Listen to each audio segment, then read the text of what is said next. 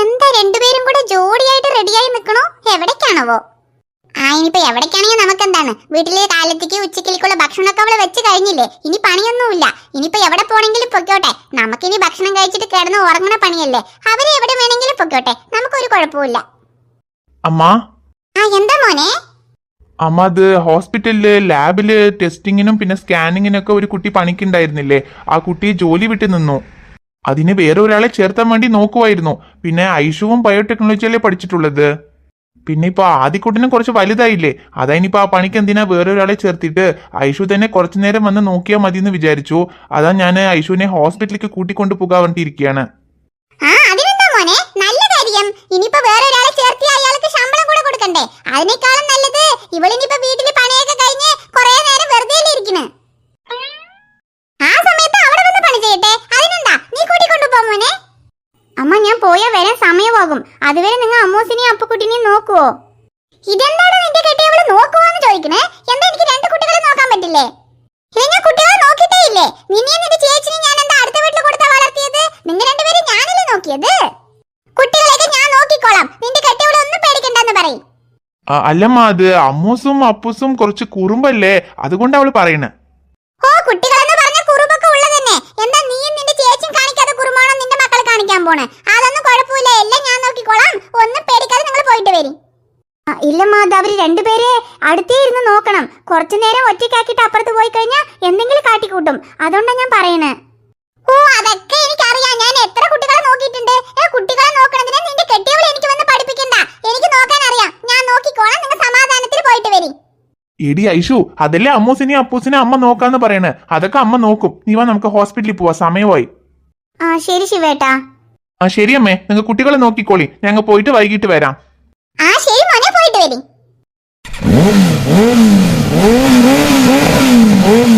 എന്താ പിന്നെ, ഞാനെന്തോ കുട്ടികളെ കാണാത്ത പോലെയും കുട്ടികളെ വളർത്താത്ത പോലെയാണല്ലോ ഇവിടെ പറഞ്ഞിട്ട് പോണത്. എനിക്ക് കുട്ടികളെ നോക്കാൻ അറിയില്ലേ? അതൊക്കെ ഞാൻ നോക്കിക്കോളും, എല്ലാം എനിക്കറിയാം.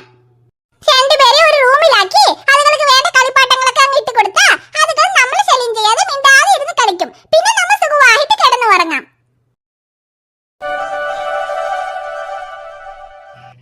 നമ്മൾ പിങ്ക് കളർ പൂ വെച്ചു. എടാ പുത്തേ, ഇത് കണ്ടോ? ഇത് പൂ എങ്ങനെയുണ്ട്?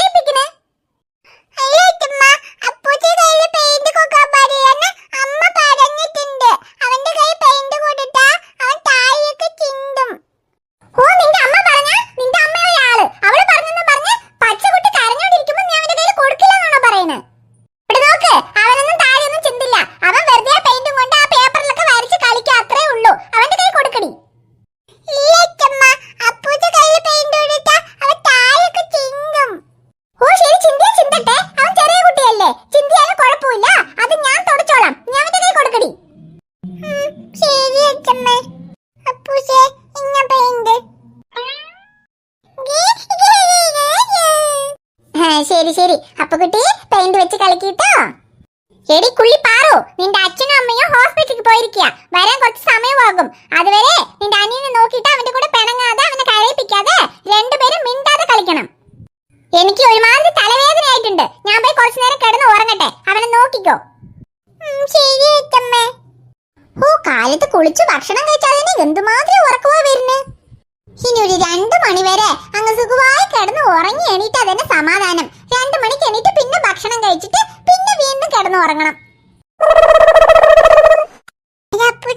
നീ ഒരു പ്രാവശ്യം പൂ വാങ്ങിട്ട് ചേച്ചിയുടെ കൈട്ടാ, എന്നിട്ട് ചേച്ചി ഒരു പ്രാവശ്യം പൂ വാഴക്കാം.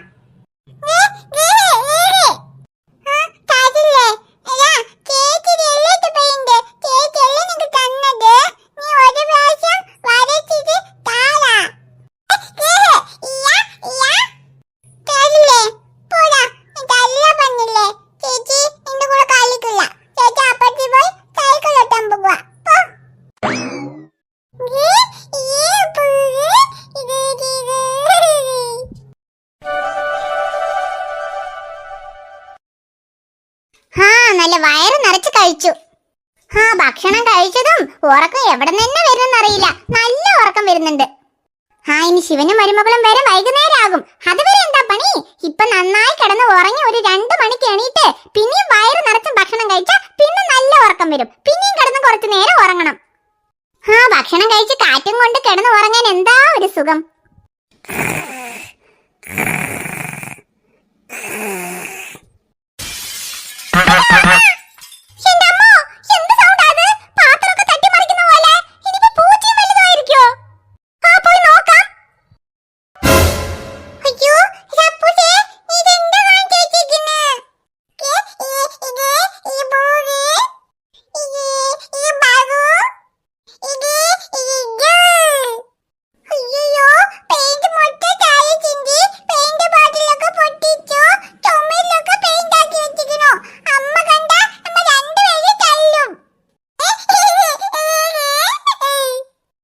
എന്താ ഇവിടെ സൗണ്ട്? ഞാൻ പറഞ്ഞിട്ട് പോയതല്ലേ ഉള്ളൂ.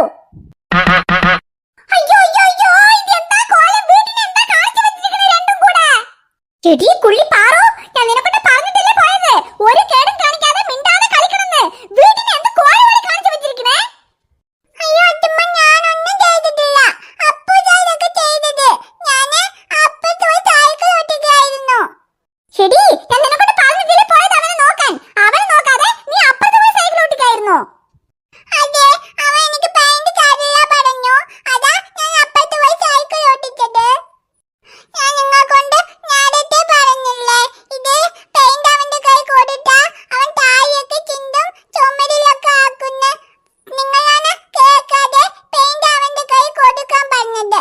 അതുകൊണ്ടാ ഇപ്പൊ വീട് മൊത്തം അപ്പൂച്ച് പെയിന്റ് ആക്കിയത്. അമ്മ വന്നാ ഞാൻ പറയും അച്ഛമ്മയാണ് അപ്പൂച്ച് കയ്യിൽ പെയിന്റ് കൊടുത്തതെന്ന്.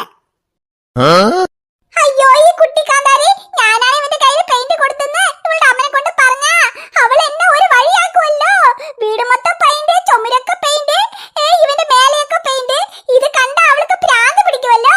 എന്നെ വന്ന് കുട്ടികളെ നേരെ നോക്കിയില്ല, അതുകൊണ്ടാണ് ഇങ്ങനെ ചെയ്തെന്ന് എന്റെ മകനെ കൊണ്ട് പറഞ്ഞു കൊടുത്ത് വീട്ടിൽ വലിയ പ്രശ്നം ഉണ്ടാക്കുമല്ലോ. ഇപ്പൊ ഞാൻ എന്ത് ചെയ്യും? ഇനിയിപ്പൊ വേറെ വഴിയില്ല. അവള് വരും വഴിക്ക് ഈ വീട് മൊത്തമുള്ള പെയിന്റ് ഞാൻ തന്നെ തുടയ്ക്കണം. ഈ ചെക്കനെയും കുളിപ്പിക്കണം. അയ്യോ, മിണ്ടാതെ കഴിച്ചിട്ട് കിടന്ന് ഉറങ്ങാന്ന് വിചാരിച്ചതാ. ഈ കുട്ടി പിശാചികളെ എന്നെ ഇങ്ങനെ പണിയെടുപ്പിക്കണല്ലോ.